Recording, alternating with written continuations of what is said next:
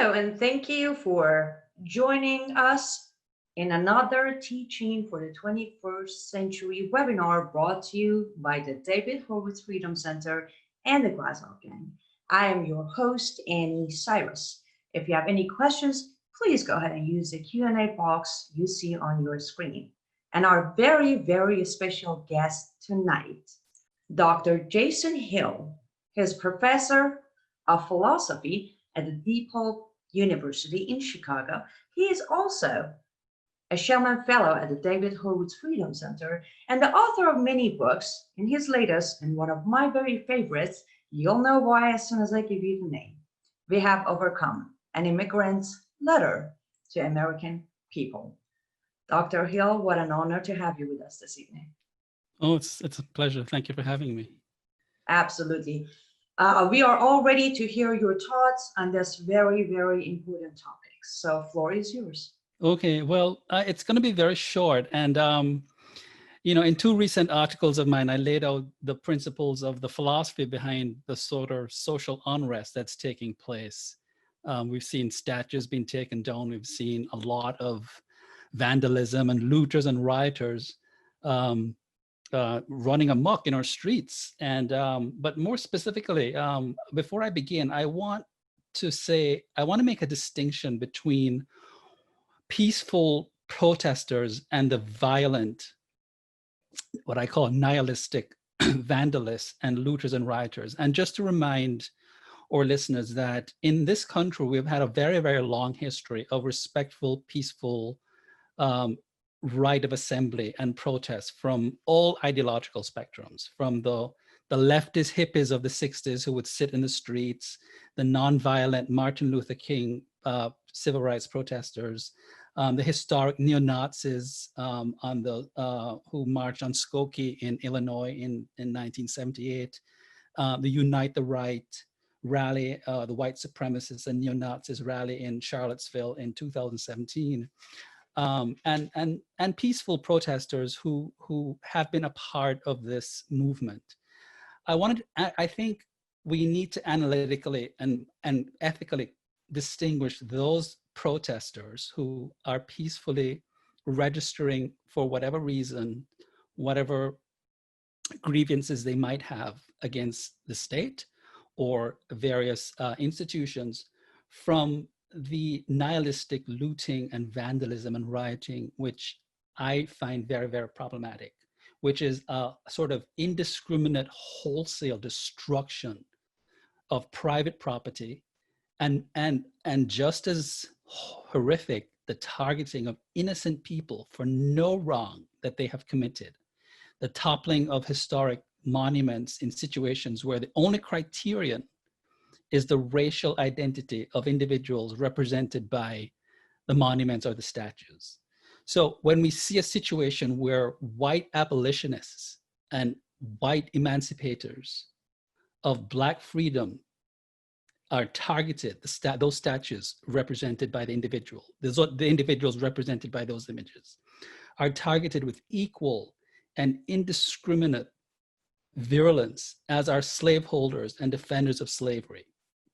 There's something really wrong going on here. There's a kind of cognitive dissonance taking place, a kind of conceptual breakdown, I call it, a kind of moral relativism that's run amok, and a kind of subjectivism, the idea that one's personal feelings are what arbitrate among truth claims and determines the truth.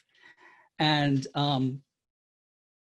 I think that this is what I want to really briefly, in the next, I'm not even going to take 10 minutes to talk about this. We have a case in Boston where I think tomorrow, the statue of our great late president, Abraham Lincoln, is being taken down. This is a president who freed the slaves, who fought a civil war and died for it, by the way, right? We have a case where Admiral David Farragut, who went against the separatists in Tennessee and joined the Union, is being attacked. We have a case where Matthias Baldwin, who championed a white abolitionist who championed Black voting rights and paid for the education of Black children before the Civil War and paid for teachers out of his own pocket, is being attacked. we have a case where the 54th Regiment in Massachusetts, the 54th Massachusetts Regiment, which is an all-black Union regiment, is being attacked also. All of these symbols are being attacked. And I had to ask myself, well, what is the ideology behind this kind of movement? And I've been a teacher of philosophy for 24 years, but I've been studying philosophy. I'm 55, so I've been studying philosophy since I was 15.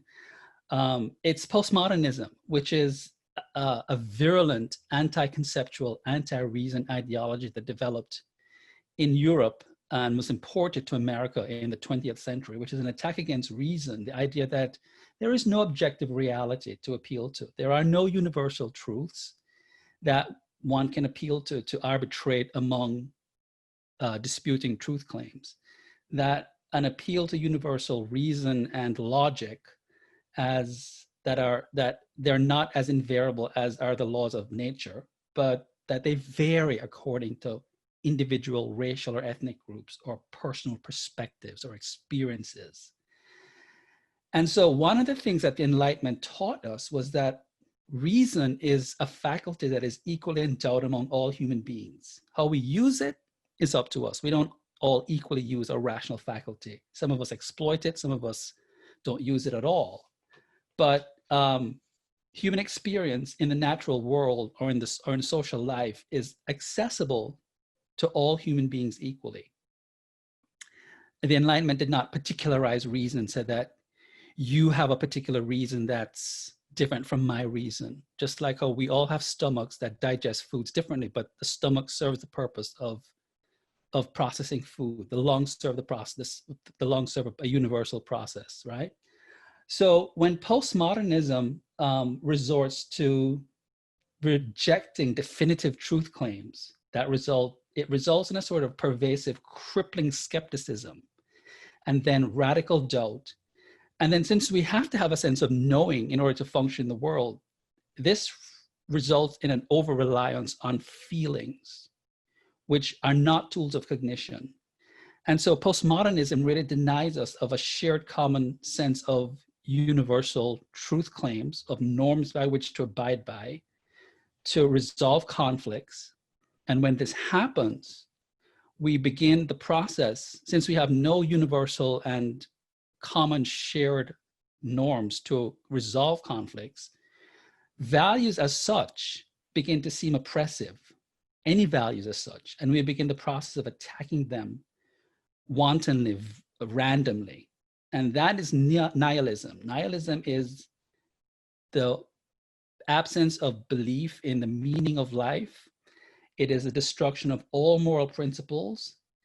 And the logical outcome of this is a destruction of values for the sake of destruction, because any appeal to a hierarchy of values is bad and evil because it's oppressive. And so postmodernism is not just a rejection of science, of logic, of morality. It is a rejection of something that's very important, which is hierarchy. And hierarchy is a good thing because, among other things, it allows us to rank all phenomena on a qualitative basis, whether it's talents, skill sets, moral attributes and behaviors, etc. Without a notion of hierarchy, there could be no, what I would call rational discrimination. You and I would not be able to tell whether this person's a better person ethically than another person. So because postmodernism rejects all of these things, all of these skill sets that allow us to navigate through life and make these qualitative distinctions, it results in what I call this kind of nihilistic behavior that we're seeing applied in the streets today. Yes, very short, but very interesting point. I personally, it's the first time I'm hearing this point of view about what's happening. So they do sometimes say short and sweet. I think that's what it was. If you don't mind me saying something, you started your presentation by saying we need to separate, and I do agree. I normally do my very best to say rioters. I don't say protesters, because one thing I think especially leaders are lacking right now is to say, for example, I believe it's the mayor. I might be wrong, but I think it's the mayor of Chaz area, Seattle, who said, these are patriots and they're practicing their rights. But with our constitution, we do have the right to peacefully protest. Yes. But we do not have the right to burn down the country. No, we do not.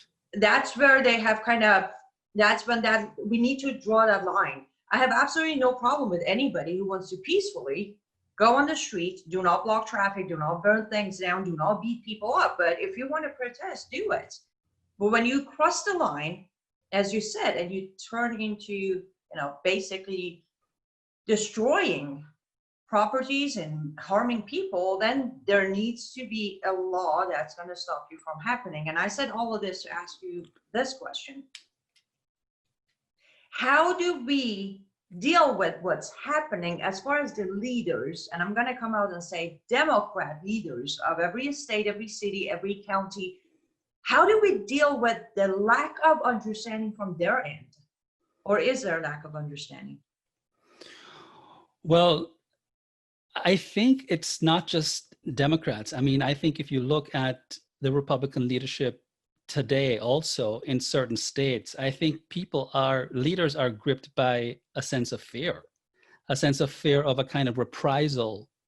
I think basically what I would say is that there's this fear that we're going to break into a civil war, that we're going to break into mayhem, or maybe not a civil war, but we're going to break into something like a race war, or we're going to break into something like total pandemonium and mayhem. So I think on both parts, you see mayors, Republican mayors and governors, sort of in some sense being recalcitrant and in some sense being quite cautious in applying the rule of law in distinguishing between protesters and what's happening in Seattle, for example, which is taking over an entire region and disbanding police forces. So my sense is that leaders as a whole are gripped by a sense of fear and are capitulating to the demands. It reminds me of part of the 60s protest. I mean, I was born in the 60s and I was still in Jamaica as a child, but just reading about it, our fear of capitulating, have capitulated to the demands of bullies in many respects, for fear of a kind of reprisal. And understandably so. I mean, these protesters are protesting what they take to be police brutality. And the last thing any leader wants to show is a show of force for fear of exacerbating the grievances or legitimacy to the claims of grievances that they are making. But this can't go on indefinitely. I mean, it has to stop. I mean, it's one thing to talk about reforming the police. It's another thing to talk about dismantling an entire police force. That is a recipe for nihilism, anarchy, and chaos. I agree. But it kind of feels like it's part of the whole plan. And before I ask my next question, because I definitely am here to read you the question from our lovely audience, let me go ahead and ask this. I'm so sorry, I don't know how to properly pronounce this word, even though you used it a few times. But the question is, how does Marxism fit into this nihilism? Yeah. Well, cultural Marxism is part of the education, and I've written about this. I've called for the defunding of our entire university system because it's become a bastion of cultural Marxism, where hatred of America is seen as is almost a given, and hatred of capitalism and a sense of fostering a belief in the intrinsic evil and intrinsic bigotry of America. So I think if you take Black Lives Matter, for example, whom I've written critically about in the past, I wrote an essay, and there's a chapter in my book devoted to Black Lives Matter and its nefarious claims against Israel as a genocidal state, its claims against breaking up banks in America and destroying capitalism. I think cultural Marxism is part of the ideology that feeds many of these movements, in the sense that it fosters a belief of anti-Americanism. It fosters a belief that America is intrinsically an evil, imperialistic empire in which there is no hope for progress, there is no hope for change. And you hear it in the streets. We're going to burn down the system and we're going to rebuild it from scratch. That is part of the cultural Marxist trope. That is, you have to annihilate the system entirely, because the system is intrinsically, irredeemably corrupt. I don't believe that for 1 minute. I am a great patriot of this country. I wanted to be here. I still want to be here. I still think, as a person of color, as a Black man, it is the best country in the world for me to be in. Is it perfect? No. Is any country perfect? But I still believe that this country is always groping towards making itself better, that we have institutions that are geared towards self-improvement. But to answer your question quite seriously, cultural Marxism, built into that ideology, is the idea that the system is irredeemably corrupt and that one has to destroy the very foundations, the foundational fabric of it is suffused with corruption, and that one has to really burn it down, destroy it, and build it from scratch. Burn down what? Everything. That's exactly what I'm saying. That's part of the definition of nihilism that we're talking about. Agreed. And I would like to second that. As a woman of color, I would not. If I had a choice right now between America or anywhere else, I would say right where I am. I agree. America is not perfect. However, it is the closest to the definition of a perfect country. Just the fact that these people being rioters, the fact that they can do what they do on the streets of America and still walk free should tell you that this country is as closest to freedom and perfection it gets. Oh my God. Yes, they could never do this in North Korea. They couldn't do it in Iran. They couldn't do it in Saudi Arabia. Oh, in Iran, you don't even have the right to peacefully protest. Exactly. Anything against the regime, you are charged and put in prison for propaganda against the regime. It's a law of the country. That's right. That's right. But we overlook these things and we take them for granted. Yes. Well, I would like to think most of us being immigrants, we don't, because we always remember where we come from, good or bad. Wherever we come to America from was never as free as America. So we always tangibly feel that difference. But those who were born and raised in America don't have a different mentality of something else could be life. So they can easily just think, take for granted. Yes. Let me go ahead and read the next question to you that says, are there comparisons around the world from other revolutions with statues being torn down by the mob?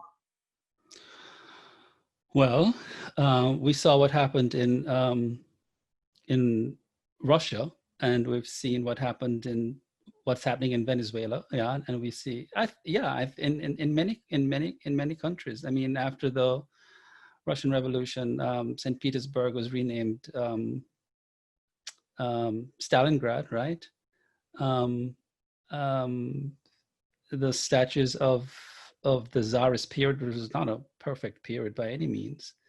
It was a period in which, although there were pogroms and discrimination against Jews, where Jews and middle-class people were still permitted to thrive. I'm not defending the Tsarist period, but certainly communism was no panacea and no great elixir and grand things. But we saw where statues of an historical past under the name of Soviet realism was historical monuments were desecrated and replaced by authoritarian, totalitarian figures as icons to be deified and worshipped. What is going to replace Lincoln? I don't know.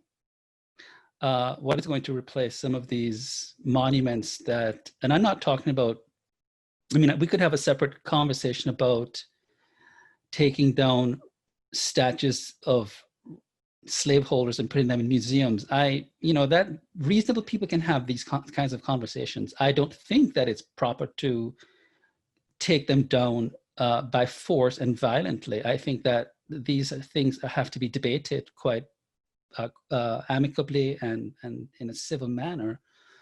But I think there are examples that one could ostensibly point to throughout the world where, again, feelings, visceral feelings, and a sense of being outraged and a sense of being offended count as criteria for taking actions that supersede the rights and the feelings of other people. And when your feelings constitute, in some sense, primacy over other people's feelings, when you've disqualified reason as a criterion for adjudicating disagreements, we're going to have a bloodbath. We're going to have a bloodbath. Understandable. Okay. This question, this is a follow-up when you were explaining why those in power have the fear. It says, basically true, everything you said. However, there are very powerful evil people taking advantage of these postmodern, nihilistic, self-absorbed, poorly, wrongly educated youth. What do we do about that? Oh boy. Well, first of all, we look at where the root of the problem is originating. I'm glad this question has arisen because this is something that's dear to my heart as an educator, because I have been saying for years that the root of the problem lies in postmodernism, lies in cultural Marxism, that our universities are the sources from which much of this evil stems. Our universities are no longer learning centers. Our universities have become bastions of indoctrination. They've become national security threats. They have become the centers out of which critical thinking skills are not taught, but out of which leftist, far left professors are indoctrinating our young people to hate America, to hate individualism, to hate capitalism, to hate self-reliance. And we've got to hold these professors accountable. So I think something like really defunding the humanities and social science departments is one place to start. I'm not advocating violating anyone's First Amendment rights at all. I'm asking for something like ideological diversity. That is, if you espouse, I'm an independent conservative, so I don't belong to the Republican Party, and I'm a conservative, but I'm an independent conservative. But I hold conservative viewpoints, and a professor such as myself, I have gotten into trouble in my university for being a radical defender of Israel, for defending Prime Minister Netanyahu's right to annex Judea and Samaria. And I have been boycotted in my classes. I have been punished. I have had students send me death threats. I have been embroiled in legal battles with my university for being a defender of Israel. And when conservative viewpoints in the humanities and the social sciences are not respected as much, well, they're not even respected at all, to say as much. They're demonized. We've got to have some kind of fair and balanced policy in which there is, because look, taxpayers are paying money for both private and public universities get funding from the federal government. So I don't see why students should not have a proper balanced education, why they should just have the cultural Marxist perspective shoved down their throats. So I'm a philosopher, and I think that you get to the root of the problem by where it starts. It starts on the level of ideology, ideas. That's very true. Let me ask this one. This one's my question. Let's say, for sake of argument for a minute, they get to burn down the entire government and the country, as Jamie Glazov mentions on his book United in Hate. They want to burn down America and build their utopia on the ashes left. Then what's their end game? What is it they're going to build to replace this government, this country, this society? What is it they're looking for? They're not. This is it. This is the terrifying, horrifying spectacle. They're nihilists. They're anarchists. They're like. You ever seen those little medieval goons that I call them, who go around on. Children spend an enormous time building these wonderful sandcastles, and you've got these little medieval goons that go around kicking them down. Children I'm talking about, who are just destroy the sandcastles, or people who are compelled or possessed of an urge to just desecrate beauty because it's something beautiful, because it's beautiful. Well, to me, America is a wonderful stylized work of art. When you look at the Constitution, when you look at the Declaration of Independence, when you look at how far we've come from the birth defect that America was born with, which was slavery, the 1964 Civil Rights Act, to where people are today, the suffragette movement, this is a beautifully stylized country. It's a wonderful work of art.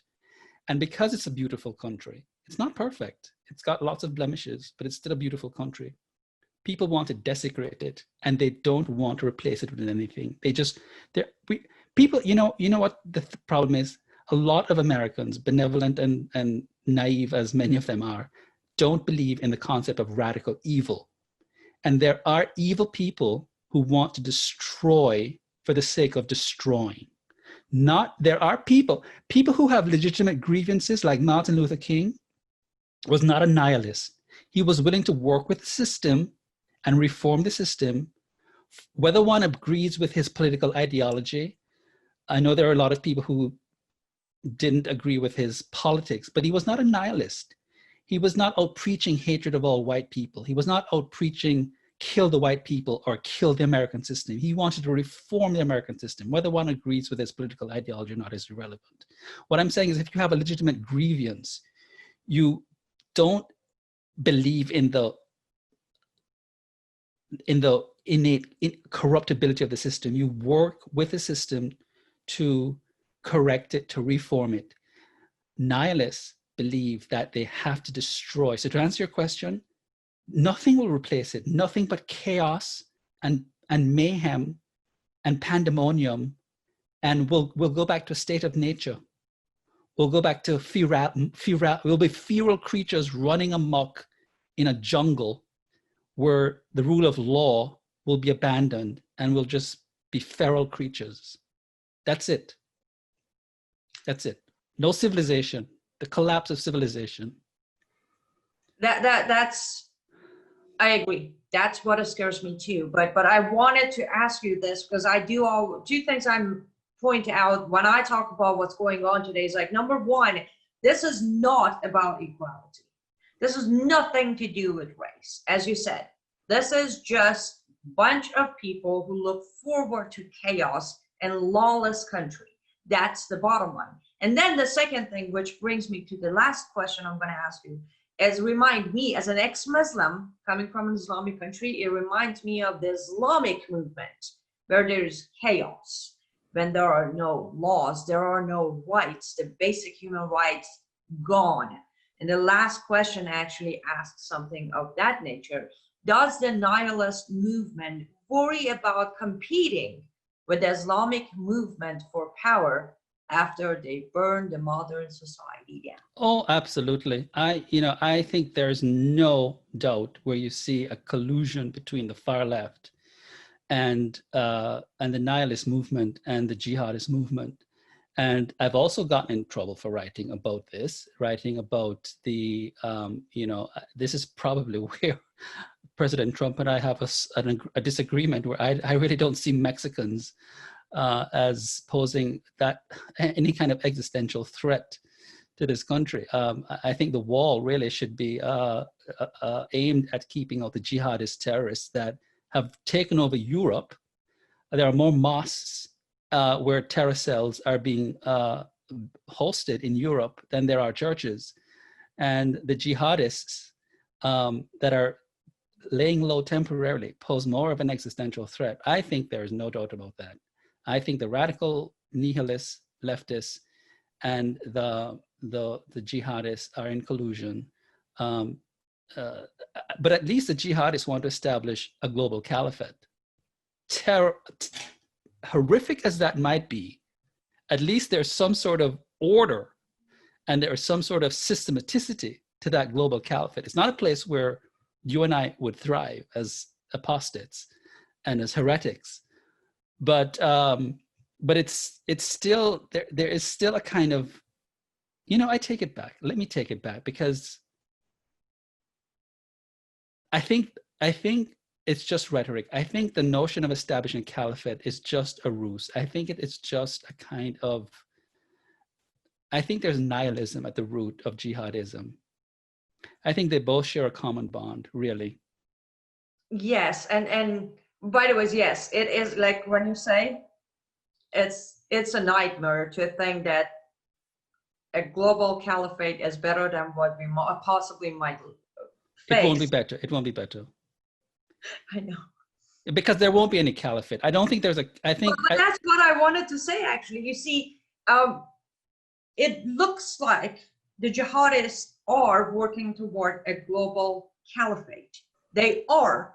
But remember, the moment the separation of sect of Shia and Sunni happened, there will never be a global caliphate, because Sunnis, and they're all going to get rid of us, but the chaos will continue because Sunni and Shia are going to have to finish each other in order to get to the finish line. So yes, both of them are, but yes, I do say Marxism. I always say Marxism, Islamic movement. I have never studied Marxism. The only reason I understand it very well is because I was raised a Muslim in an Islamic country. That's how close they are as far as the concept and goal and even methods. When the question of, in the history of revolution, I actually raised my hand, because if you look back, there are still some pictures and videos available as the original revolution, being civil war, was happening with people wanting equal rights. You could see that monuments were being torn down, and the biggest statue of Shah of Iran was all defaced, and all of that was happening. So that's sometimes I tell people, I feel like deja vu. I was born after the revolution, but I had to watch all these videos. It's part of this, celebration of every year anniversary of Islamic revolution. But yeah, it's like a deja vu. It's like every step taken reminds me of the Islamic revolution taking place in Iraq, Afghanistan, Syria, Egypt, Iran. They all look the same. But I don't mean to talk too much, because this is your webinar. I got a little carried away. We do have time for one more question. So let me go ahead and read this. The question said, the mistake of believing people are slaves to be wiped clean is irrational. It is a power play. Who's behind this? The belief that people are slates to be wiped clean. Well, it's a form of liberalism, actually, that you can wipe people clean and re-encode them and re-engraft them with a new ideological template. But it's also a form of Wahhabism coming out of Saudi Arabia. It's also a form of, I think, of religious extremism that you can reprogram out of various cults or religious cults you find this belief coming. I wouldn't want to blame liberalism completely for this kind of belief. I think it comes from any kind of extremist ideology that takes it upon itself to think that it can evacuate from the human condition or from any one human certain attributes and regraft it or reimpose upon it a new set of sensibilities. It's a recipe for totalitarianism. Incidentally, I'm willing to live with sexism, racism, evil, because I think these are traits of the human condition that have to be kept at bay, that the rule of law that a constitution, so long as people's beliefs, like their racist beliefs and their sexist beliefs, don't contravene into the public sphere and translate into something like violence or into laws that arbitrarily discriminate against people illegally, let them have their beliefs. So I think this is a form of any kind of extremist ideology, whether it's political or whether it's religious, that you can sort of evacuate people and wipe them clean. It's an extremist ideology that you find, I mean, you found it coming out of Nazism, where Hitler thought that that a new race could emerge, and that that he could graft onto this new race, this pure race, a new set of attributes that would perfect the species. So I think there are vestiges of it in liberalism, but I think you find it in all extremist movements, really, just as a student of such movements. Well, thank you so much for sharing your wisdom. I very much not only enjoyed the discussion, I learned a lot. So thank you so much. Thank you for having me. Of course, would you please tell our audience where they can get your book, where they can go to read your work, get more familiar with everything you are teaching, not just at the school, but to public? Oh, well, you can get my book on Amazon, and you can follow me at, what's my Twitter handle? Oh my God. You can follow me on Twitter. Jason D Hill 06. Yes. And you can follow me on Facebook. Not that I stalk you or anything. And you can follow me on Facebook at Dr. Jason D. Hill at 1913. At 1913. Dr. Jason D. Hill at 1913. And yeah, I'm on Twitter, and my book is on Amazon, and I teach at DePaul. And I have other books. If you're interested, you can look them up on Amazon. The one that I'm really proud of is We Have Overcome, because that's a love letter to the American people, whom I consider very exceptional, special people, and to America, that I consider to be the greatest, most moral country on earth. And I state all the reasons why I think so. So. Fantastic. I agree. If you have not read his book, We Have Overcome, I strongly suggest you purchase it and read it. It is, no matter what, if you're an immigrant or if you're American born, doesn't matter. It's a great piece to read. I read it as an immigrant. So thank you so much again, Dr. Hill, for spending this time and sharing your wisdom. Thank you so much. And to our audience who has stayed with us and watched and sent your great questions, thank you so much. Remember, these webinars are brought to you by the David Horowitz Freedom Center and the Glazov Gang for free. So if you'd like to support these webinars and help us continue bringing you more experts to get you educated on important topics of our life, consider going to frontpagemag.com and making a 100% tax-deductible donation. Until the next time, you all stay safe, and goodbye.